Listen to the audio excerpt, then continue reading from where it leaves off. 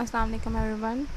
So in the previous lecture we have discussed the saprozoic and parasitic nutrition in animals.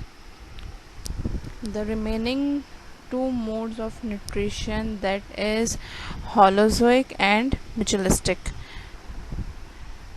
we will discuss it over here in the upcoming slides. So what is mutualistic nutrition?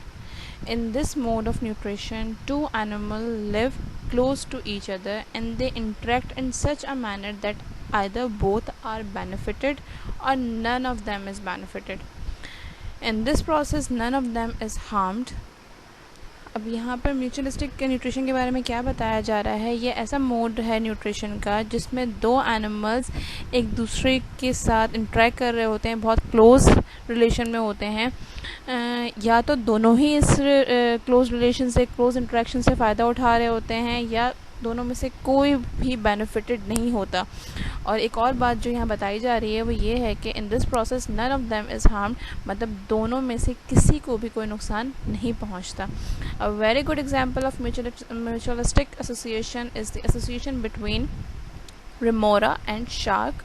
The remora is a marine fish that stick onto the body surface of the sharks to get their nutrients. यहाँ एक बहुत ही simple सी example दी गई है mutualistic nutrition की. वो ये है कि रेमोरा फ़िश जो कि मरीन में पाई जाती है कॉमनली, वो अपने लिए न्यूट्रिएंट्स, अपनी बॉडी को न्यूट्रिएंट्स कैसे प्रोवाइड कर रही है, वो शार्क्स पर रिलाई करती हैं.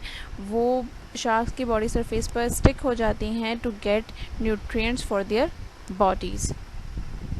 So here we have the last mode of nutrition, that is holozoic nutrition. Holozoic is the mode of nutrition in which organisms eat solid food. The food may be a plant product or animal product. In this process, an organisms ingest the complex organic food material into the body and then digest the food with which is then absorbed in the body cells. अब यहाँ क्या बताया जा रहा है कि हॉलोजोइक एक ऐसा मोड ऑफ न्यूट्रिशन है जिसमें ऑर्गेनिजम्स ईट कर रहे हैं, अपनी बॉडी में ले रहे हैं solid food material. The food may be a plant और एन एनिमल प्रोडक्ट. फूड कोई भी हो सकता है, प्लांट प्रोडक्ट भी हो सकता है और एनिमल प्रोडक्ट भी. इस प्रोसेस में ऑर्गेनिजम्स फूड को इंजेस्ट कर रहा है, एक कॉम्प्लेक्स ऑर्गेनिक फूड मटेरियल को इंजेस्ट कर रहा है अपनी बॉडी में, और फिर उसे डाइजेस्ट कर रहा है, which is then absorb into the body cells, जो कि बाद में कहाँ एब्जॉर्ब हो रहे हैं, डाइजेशन के बाद बॉडी सेल्स में एब्जॉर्ब हो रहे हैं. The unabsorbed food is thrown out of the body of the organisms by the process of egestion. अभी हम सभी जानते हैं कि जो वेस्ट मटेरियल या अनएब्जॉर्ब फूड मटेरियल होता है हमारी बॉडी का, वो हमारी या एनिमल्स की बॉडी का, वो इजेशन के प्रोसेस के थ्रू हमारी बॉडी से थ्रू आउट हो जाता है. यहाँ पर कुछ एग्जांपल्स हैं हमारे पास हॉलोजिक न्यूट्रिशन की. Man, cat, dog, bear, giraffe, frog, fish etcetera have holozoic mode of nutrition. मतलब इन सारी एग्जांपल्स में हॉलोजिक मोड ऑफ न्यूट्रिशन पाया जाता है. On the basis of food habits, animals can be divided into 3 groups.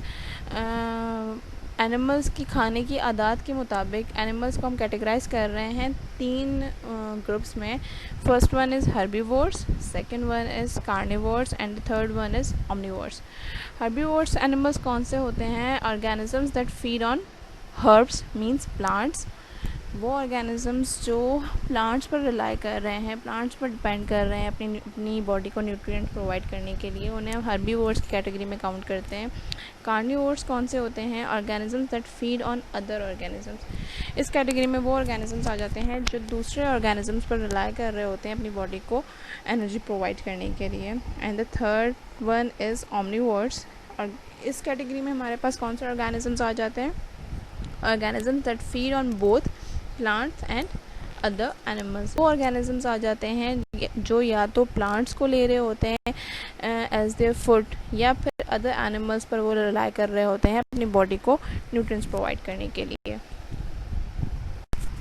The holozoic mode of nutrition have 5 steps in their process. वो 5 steps क्या हैं जो holistic mode of nutrition use कर रहा है अपने प्रोसेस में. The first one is ingestion, second one is digestion, third is absorption, fourth is assimilation, and the last one is egestion. Further more हम इस पर बात करेंगे इन दी नेक्स्ट स्लाइड के. आया इंजेशन हम किसे कह रहे हैं, डाइजेशन के प्रोसेस में क्या हो रहा है, एब्जॉर्प्शन किस तरह हो रही है, और एसिमिलेशन हम किसे कहते हैं, एंड द लास्टली इजेशन का प्रोसेस कैसे परफॉर्म होता है. So the steps of holozoic mode of nutrition are ingestion. Ingestion means eating or taking in of big or small particles of food so as to get energy and carry on the activities of life. Ingestion के process में क्या हो रहा है कि हम take इन कर रहे हैं या ईट कर रहे हैं हम या एनिमल्स बिग और small particles of food so as to get energy. उन फूड पार्टिकल्स को लेने का मकसद क्या है, अपनी बॉडी को एनर्जी प्रोवाइड करना और रोज़मर्रा की जो एक्टिविटीज़ हैं उनको परफॉर्म करवाना. Second one is digestion. Digestion के प्रोसेस में क्या हो रहा है, food that animals eat consist of large insoluble molecules which cannot be absorbed by their body. So the process which breaks down these insoluble food molecules into small water soluble molecules is called digestion. अब यहाँ पर क्या हमें बताया जा रहा है कि food that animals eat consist of large insoluble molecules. वो खाना, वो डाइट या वो फूड जो एनिमल अपनी डाइट में ले रहे हैं वो नॉर्मली लार्ज और इनसॉल्युबल मॉलिक्यूल्स की फॉर्म में होता है जो डायरेक्टली एनिमल ऐसे ही अपनी बॉडी में एब्जॉर्ब नहीं कर सकता. उसके लिए उसको डाइजेशन के प्रोसेस के से गुजारना ज़रूरी है. So the process which break down, digestion के प्रोसेस में क्या होता है, large insoluble molecule break down हो जाता है into small and water soluble molecules में, जिसके ज़रिए डाइजेशन में बहुत ज़्यादा हमें क्या मदद मिलती है. डाइजेशन की एक और छोटी सी डेफिनेशन यहाँ बयान की हुई है. Breaking down of food into simpler form is called digestion. Digestion को सिंपली हम ये भी कह सकते हैं कि इनसॉल्युबल बिग मॉलिक्यूल्स का ब्रेक डाउन होना into simpler form is called digestion. So here the third step of holozoic mode of nutrition is absorption. So what occurs in the absorption process? After the food molecule becomes small, they pass through the walls of the intestine and go into the blood.